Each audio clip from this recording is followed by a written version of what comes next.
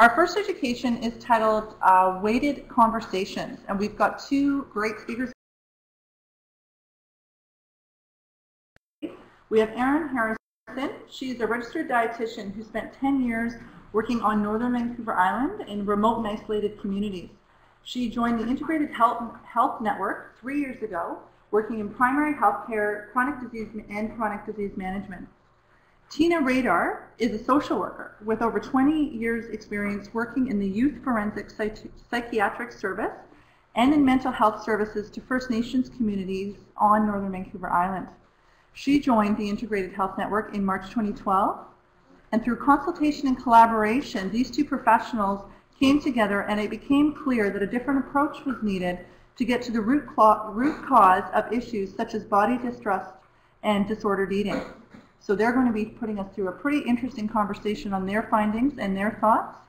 After they wrap up, we'll have about 15 minutes with them. After they wrap up, we have another one by Jan Chan, and that's called Let Me Eat Lunch, and I will introduce her shortly. So if I can ask for Erin and Tina to join us, please.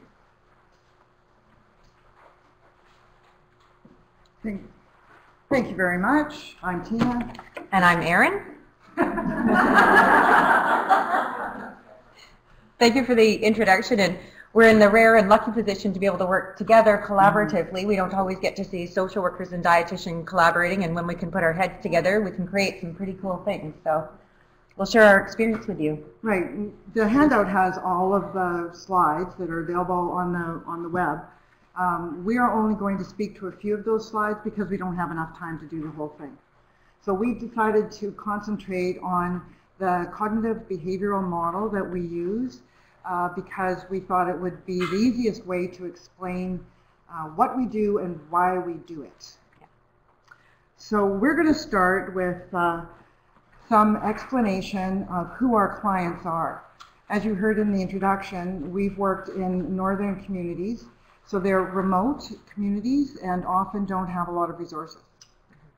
Just don't have a lot of resources. Not often, they don't. Greater health disparities? Yes, greater health disparities. Access to fresh food and such is difficult and expensive often.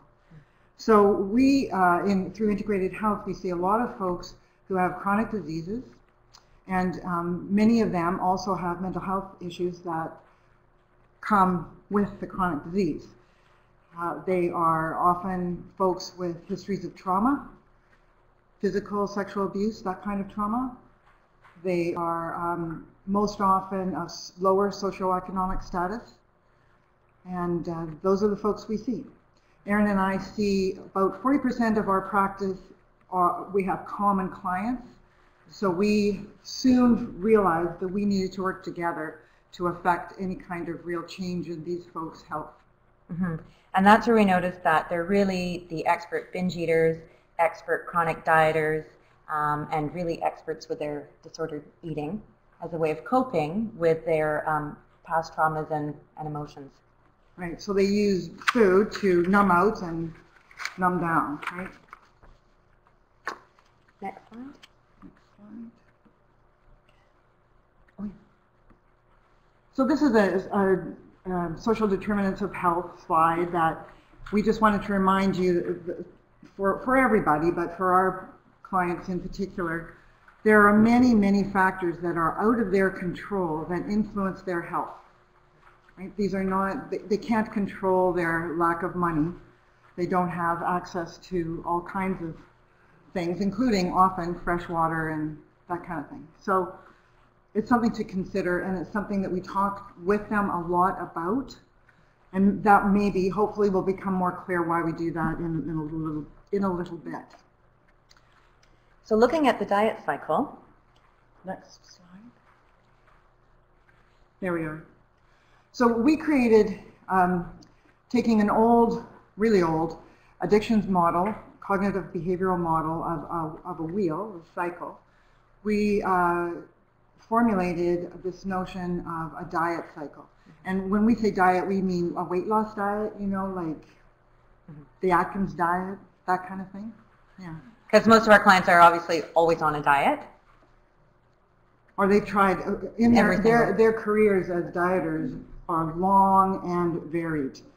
Yeah. They're really good at it. And what's great about this is it helps to externalize the problem, which is really, really important because then the person isn't to blame, right? It's a great way of helping to organize what feels so chaotic when people are binge eating or starving themselves. They feel like it's sort of like a tsunami. It just sort of comes over them and they don't have a lot of insight into what's led up to it. So by externalizing it, by using the wheel, we're able to walk around it and really help explore all the different thoughts and feelings and everything that's led up to it. So it helps them get awareness around their eating. And the point of mapping the problem, if you will, is to allow them to develop strategies, alternative strategies to what they've been doing for the last 40, 50 years. So this is what the model looks like. And we start with the events, thoughts, feelings, and culturally prescribed behaviors that they first started or learned to do early in their life. So most of these folks have experiences as young kids, prepubescent kids, of being told that they shouldn't eat that much. You know, you're a little overweight, little girl, you can't have that. Not to eat dessert. They have parents, often mothers, who are expert dieters. They put their kids on diets. I bet you know those folks too, right? Yeah.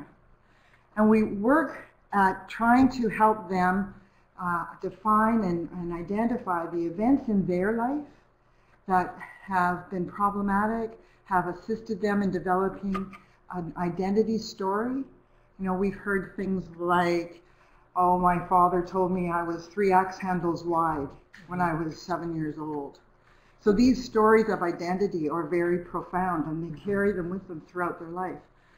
And once we have established some of the events in their life, we look at what kinds of thoughts and feelings are they left with. If you're 3 axe handles wide and you're 8 years old, how do you feel? Not good enough, not worthy, not lovable, not enough.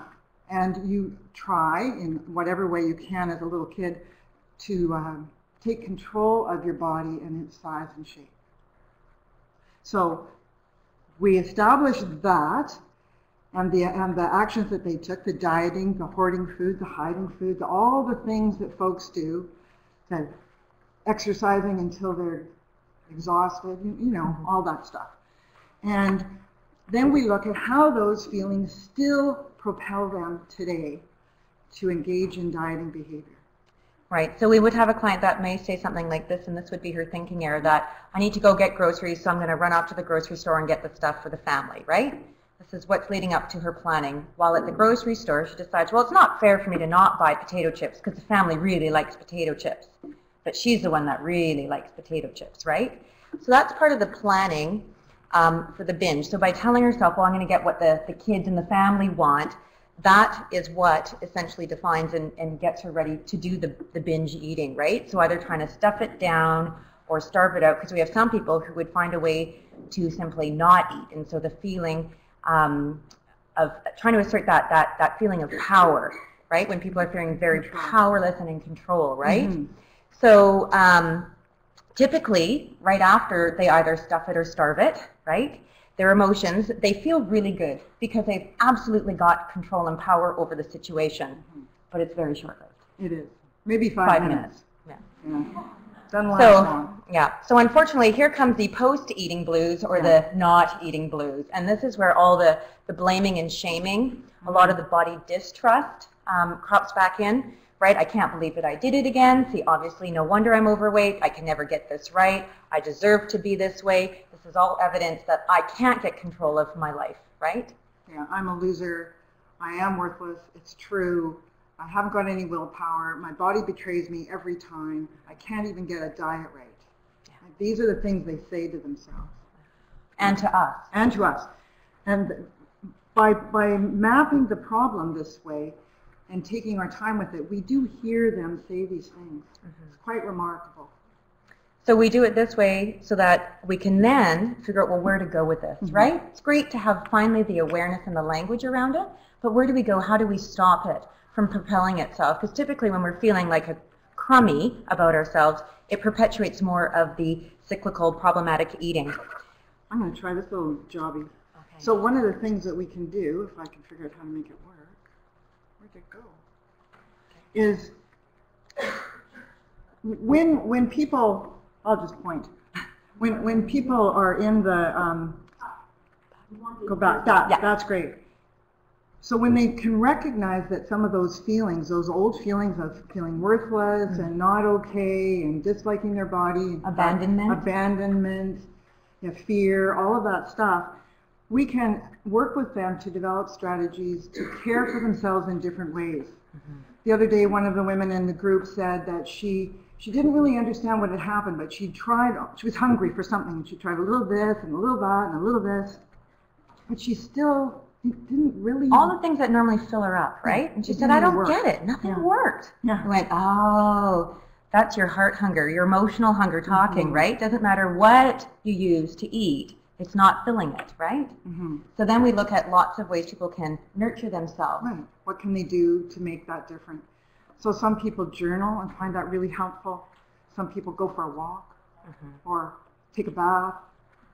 Just care for themselves in a different way. We talk a lot about joyful movements. We don't say exercise because that right away makes them think of hard work and sweat and torture and pain, and we don't do that. We do want to reconnect them with their body, though. And we try to explain how leptin and ghrelin play into it and how dieting, the diet cycle affects that. So when we look at the dysregulation in ghrelin and leptin, it helps to re-explain it of how it's working in their body. So again, it's more evidence that they can pay attention to their body. So what we've learned is that it's really important for us to consult with our clients in group. So at the beginning of each group, we ask them what their experience of last group was. Did they have any aha moments or concerns or worries? Did something that we talked about last time really speak to them and resonate? And then based on what they say to us, we move on from there. So we want very much for them to begin to believe that their lived experience is accurate, because all of these other external sources tell them they don't know what their body wants, they don't know what they need, and they don't know what they know. And using their language really helps to make a safe place where we can have some really real conversations about what's going on, and we can actually start to really create some change. So by making them the expert, your experience is accurate. You tried all those foods and still there was an emptiness. That's accurate. But wonder what that emptiness really is. Right? And that's different than how they've mostly understood their experience. So that's what we do a lot of, and we have really amazing conversations with folks. And every time it's different. And we've run, I think we're in the 5th group, and each one is different. The population is as much a part of what makes it different as anything else. But, yeah. So thank you very, very much for this opportunity.